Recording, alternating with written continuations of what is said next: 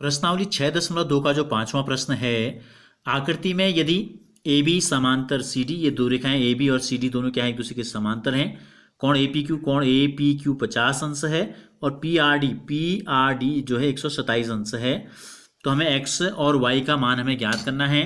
तो देखिए दिया क्या है, हमें पहले उसको आपको नोट कर लेना। सबसे पहले जो चीज़ हमको दी गई है, ए बी समांतर है सी डी के, कोण ए पी क्यू हमको दिया है 50 अंश, व कोण पी आर डी जो है ये बराबर है 127 अंश के। तो पहले हम निकालते हैं एक्स का मान। आप देखिए हल हम इसका करते हैं। हमको ये दो रेखाएं दी गई हैं, ठीक हो गया। ये दो रेखाएं समांतर हैं, ए बी और सी डी, और ये एक तिर्यक रेखा है, पी क्यू एक तिर्यक रेखा है। तो देखो ये कोण और ये कोण क्या होते हैं, अगर दो समांतर रेखाओं को एक तिर्यक रेखा काटे तो ये कोण कहलाते हैं अंतः एकांतर कोण कहलाते हैं। तो हम लिखेंगे चूंकि A B parallel to C D व पी क्यू एक तिर्यक रेखा है, पी क्यू क्या है, एक तिर्यक रेखा है, इसलिए कोण, इस कोण का नाम लिख लेते हैं, यानी कि एक्स नाम दिया ही है, इसलिए एक्स बराबर 50 अंश लिख लेते हैं सीधे सीधे। समीकरण नंबर 1 क्यों है, इसका जो कारण है उसको हम बोलेंगे अंतः एकांतर कोण, आप लिख देंगे। ठीक हो गया। ये क्या है, दोनों 50 और x दोनों क्या है, अंतः एकांतर कोण है। ये एक तिर्यक रेखा थी आपकी, ठीक हो गया। इसी प्रकार फिर हम क्या लेते हैं, हमको फिर बताना है, देखो ये समांतर रेखा यही है दोनों, x के लिए हमने ये किया। अब हम तिर्यक रेखा इसे ले लेते हैं, पी क्यू को हमने पहले लिया था, अब हम ले लेंगे पी आर को। ये ए बी और सी डी चूंकि लिखेंगे दिया है, या सीधे लिख लेंगे चूंकि A B parallel to C D व पी आर एक तिर्यक रेखा है, पी आर क्या है, एक तिर्यक रेखा है, इसलिए ये वाला जो कोण है ए पी आर, कोण ए पी आर बराबर हो जाएगा पी आर डी के, कोण पी आर डी के बराबर। तो कौन सा कोण है, समीकरण नंबर 2 ले लेते हैं, ये भी हमारे वही हैं अंतः एकांतर कोण, जो समीकरण नंबर 1 में था बिल्कुल। तो अब देखो पी आर डी, कोण पी आर डी का मान कितना दिया गया 127, और ए पी आर देखो इसमें ए पी आर के दो टुकड़े कर दिए हैं, एक 50 है एक वाई है, तो इसको हम क्या लिख देते हैं, इसको हम लिख देते हैं वाई प्लस 50, और पी आर डी का मान हम रख देते हैं 127। तो इससे हम क्या पता चल जाएगा, y का जो मान है 127 ऋण 50 हो जाएगा। 7 में से 0 गया 7, 12 में से 5 गया 7, तो कितना आ गया, तो y का मान आ गया, यहाँ लिख लेते हैं कोण x का मान आया 50 अंश और कोण y का जो मान आया ये आ गया 77 अंश। तो ये दोनों चीजें हमसे पूछी थी। इसी प्रकार जो छठा जो प्रश्न है, देखो एक आकृति हमको यहाँ दी गई है, आकृति में पी क्यू और आर एस जो दर्पण हैं जो एक दूसरे के बिल्कुल समांतर रखे गए हैं। एक आपतन किरण, यदि ये किरण जो है ए भी एक किरण है, आपतित होती है इस बिंदु पर और यहाँ से परावर्तित होकर क्या हो जाती है, BC हो जाती है। फिर BC किरण यहाँ C पर टकराती है और यहाँ से फिर परावर्तित हो जाती है पुनः, तो CD एक किरण बन जाती है। तो सिद्ध करना है कि AB और CD जो है एक दूसरे के समांतर हैं। तो देखो हम क्या करते हैं, इस दोनों किरणों को समांतर सिद्ध करने के लिए पहले हम इस चित्र में थोड़ा सा रचना करते हैं, यानी कि कुछ अपनी तरफ से हम जोड़ते हैं। देखो हम क्या करते हैं, जहां पर ये किरण टकरा रही है यहां पर एक लंब हम खींच लेते हैं, और यहां भी किरण टकरा रही है, यहां पर भी हम क्या लिखते हैं, एक खींचते एक लंब खींच लेते हैं। क्यों हम ऐसा करते हैं, क्योंकि ये किरण जो है इस दर्पण से टकरा के परावर्तित हो रही है, और आपने विज्ञान में परावर्तन के नियम पढ़े हैं। तो परावर्तन के नियम में क्या होता है, आपतित किरण, परावर्तित किरण तथा यहाँ पर जो है अभिलंब, तीनों एक ही तल पे होते हैं। तो हमने अभिलंब खींच लिया आपके, ठीक है।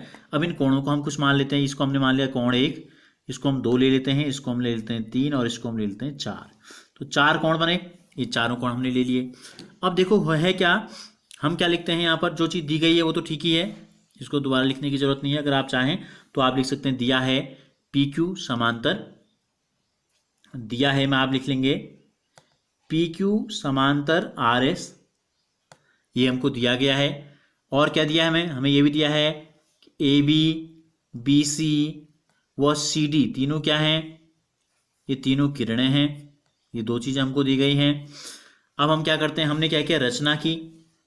क्या रचना की हमने एक लंब खींचा, इसका नाम हम बी एम रख देते हैं, इसका नाम हम सी एन रख देते हैं।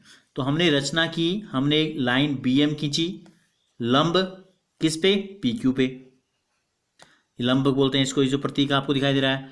दूसरा हमने सी एन लंब खींचा किस पे? आर एस पे। ये दो चीज़ें हमने अपने मन से रचना की। अब हम सिद्ध करते हैं, हल की तरफ हम बढ़ते हैं। तो देखो, चूंकि ये दोनों समांतर रेखाएं हैं और ये दो लंब रेखाएं हैं, तो इसका मतलब ये दोनों लंब रेखाएं भी एक दूसरे के समांतर होंगी। ठीक है, पहले तो हमको ये समझना है, तो लिख लेंगे चूंकि पी क्यू और आर एस समांतर हैं, व बी एम लंब है पी क्यू पर, व सी एन लंब है आर एस पर।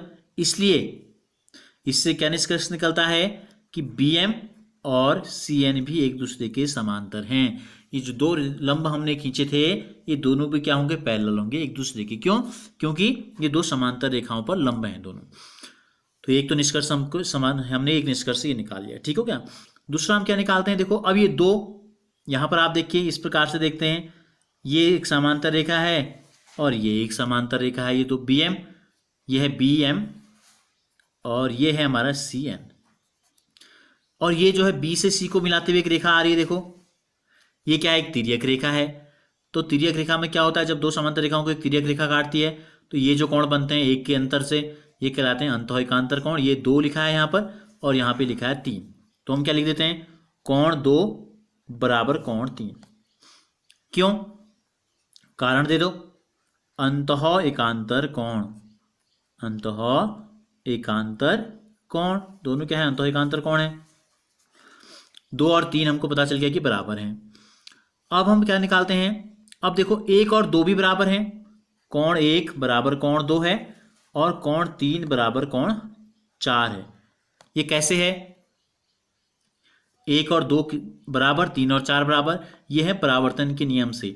क्या होता है परावर्तन के नियम? क्या कहते हैं? जब कोई आपतित किरण किसी बिंदु पर, दर्पण के किसी बिंदु पर टकराती है तो उसके बाद परावर्तित हो जाती है। इस प्रकार अभिलंब के साथ बनने वाला कोण क्या कहलाता है? आपतन कोण, और अभिलंब के साथ बनने वाला कोण, दूसरा कोण परावर्तन के बाद कहलाता है परावर्तित कोण। ये दोनों कोण क्या होते हैं? बराबर होते हैं। आपतन कोण और परावर्तित कोण बराबर होते हैं।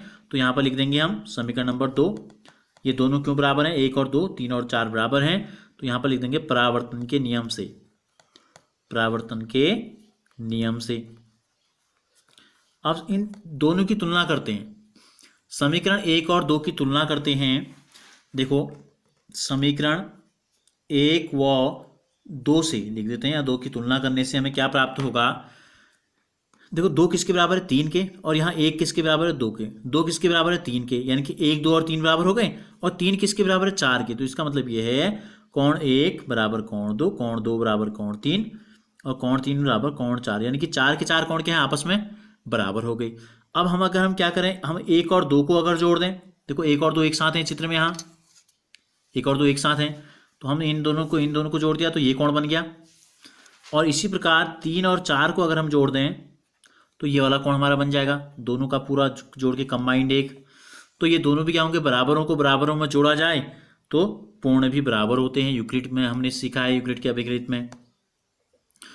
तो ये दोनों क्या हो गए? बराबर हो गए। यानी कि इसका नाम अगर हम रख दें कोण ABC है, ये कोण है ABC, और ये वाला जो 3 कोण बन रहा है ये है BCD।